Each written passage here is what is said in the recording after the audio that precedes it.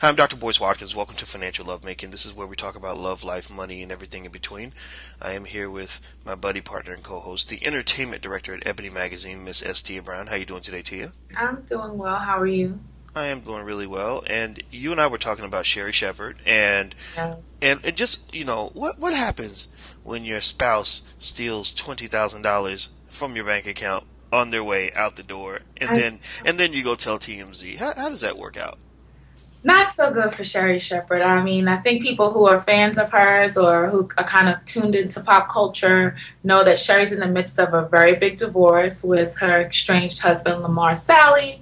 He left her while a surrogate was pregnant with a child that they agreed to parent. So the child has since been born, and they are in court arguing over custody and over finances. Sherri has long contended that Lamar has been basically trying to take advantage of her financially. And one of the latest pieces of evidence that she's presenting is that he took $20,000 out of their joint bank account right before he left. Now, if it's a joint bank account, it's technically our money. So, I kind of have mixed feelings about that. If a woman was leaving her husband, who was the primary breadwinner, and wanted to kind of get a new foot out the door, get her foot out the door, and kind of establish herself, you would take some money out of the joint bank account. I don't know what portion of the account this $20,000 represented, but I do think it's pretty commonplace. The big issue here is that Sherri is by far the breadwinner in this relationship. And we don't know if it was both of them realizing that the relationship had to end, and then her feeling that Lamar handled it in a way that wasn't, emotionally or financially fair, or if he just totally decided to end the relationship. But it's a lot of messiness going on. Hmm. What do you think, boys? Well, it's interesting. First of all, the fact that it's a joint bank account says a lot. If that means it's joint, that means it's his too. Now, if you didn't empty that bank account out in the middle of your divorce proceedings, then, well, I mean, are people really going to feel sorry for you? I can't say that I do. Because I know that divorce can be messy. That's why, I was in the shower thinking this morning about the fact that 60% of the people who get married should not be getting married at all. Oh, Lord. And, Here and, and, we the, and go. the reason for that, seriously, hear me out here. Hear me out. They do not understand what marriage really takes, how hard marriage really is. They don't understand the concept. Most people can't even conceptualize. In this society we live in where everything is selfish, individualistic, myopic, very short term, instant gratification. People cannot conceptualize what it's like to be with somebody 5, 10, 15, 20 years. They can conceptualize a year, maybe 2, maybe 3, maybe 4. But, when I talk to most people I know who've been married a long time, the laws of relationship physics just change and shift when you're really in it. So the idea of romanticizing about being with somebody forever is very different from the reality of being with somebody forever. Almost like that Eddie Murphy movie Life, when he and Martin Lawrence, they were making the point in that film. I got this point. The point was that when you go to prison for life, it's not romantic, it's not fun, it's not adventurous, it's not what you think it is when you're young. No, you just get old. Yeah. And it's a long time. So my opinion is that that this relationship, this drama, the way it's not so much that they're divorcing, but just the fact that it's spilling out in the street, and it's almost getting embarrassing. I'm almost embarrassed to read the articles, let alone the embarrassment they must feel. I think that it's getting a little silly and a little petty. Think about this: Sherri Shepherd made $1.5 million a year from the View alone. She probably made another $500,000 or more from other things. So just from her salary from the View, she made $28,000 a week. Now she doesn't have that job anymore, but she's still Sherri Shepherd, and I hope she saves some of that money. My point is that $20,000, in my opinion, is not a whole lot of money to her. I think that she is probably just trying to sling mud at her estranged husband, and the fact is that it makes both of them look kind of silly. Well, I think that the big issue here is that Sherri's saying that he took the money before he left, not while they were in the process of getting divorced.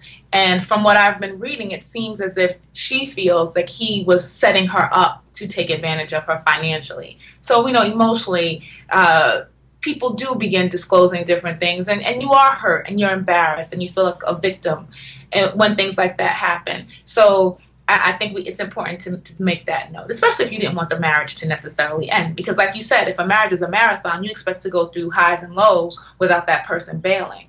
Hmm. The second thing is I don't look at, how much she's made over the course of the last few years as an indicator of the value of the $20,000 for a few reasons. We know, as many stories we've talked about it with people going bankrupt, the way that a check is split when you're in Hollywood, right? So you make 1.5 million in a year, half is taxes, and you have to pay your agents, your publicists. She might not be kicking off the way that we imagine. So I understand that all dollars that I've earned are valuable. So I give you that. I think the big picture thing here is, like you said, it's a lot of mudslinging. And initially this relationship was entered into because you loved and cared for each other. How far from that are we going to go in this divorce? We have a baby who's here. The baby was born early in August. According to reports so far, Sherri hasn't seen the baby. We know in the past she said that she did not want to honor the contract they had to co-parent this child. Sherri is not the biological mother of this child. I believe that Lamar is the biological father. So there's just a lot of mess. I think the biggest issue here is, when do we get to the healing, right? At this point, let's split up the dollars and cents, focus on the baby, and move on to what's next. What do you think? Well, I'll tell you, I met Sherri Shepherd just one time, and she seemed very pleasant at the time, but I don't know her, personally, and I can just say that it almost seems that at least some of us in this situation, and I say us meaning those two, have to understand what commitment really means. And I'm not just talking about the commitment to each other. I'm talking about the commitment to that baby. That baby has no mother now. Because everybody got so excited about the romance of being together, like, oh, it's gonna be so cute. We're gonna have this designer baby that we get to make with surrogates and all this other stuff, and the baby won't be an inconvenience to our lives because it'll be made by somebody else. Somebody else will do all the hard work. And then the baby comes, and you're like, you know what? My relationship didn't work out, so I don't want the baby no more. Take the baby back. Just put the baby was on layaway. I just want a refund. You can't do that with a human being. That's a human life. So at the end of the day, suck it up. Pay that child support. I don't care who that custodial parent's gonna be. Do you know how many people out here are paying child support to a co-parent that they cannot stand? But they do it because they love the child enough to realize that this is what they're supposed to do. And they also respect themselves enough to know, I made a commitment. I didn't enjoy paying child support for 18 years. But Lord knows I couldn't stand it.